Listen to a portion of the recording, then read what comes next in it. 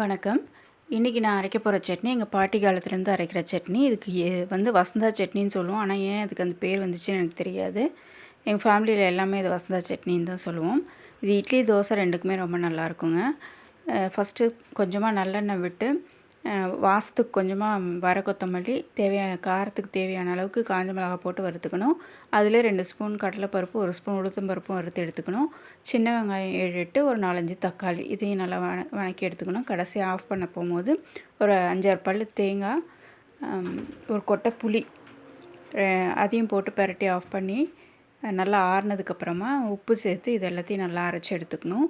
கடைசியாக தாளிக்கிறதுக்கு நல்லெண்ணெய் விட்டு கடுகு, உளுத்தம்பருப்பு, கடலைப்பருப்பு, கருவேப்பிலை எல்லாம் தாளித்து கொட்டிக்கணும். அவ்வளோதாங்க. இந்த சட்னி சூப்பராக இருக்கும். இட்லி, தோசைக்கு மெலிசாக தோசை ஊற்றினாலும் சரி, இல்லை மொத்தமாக ஊற்றினாலும் சரி, அதுக்கும் சூப்பராக இருக்கும். தேங்க்யூ.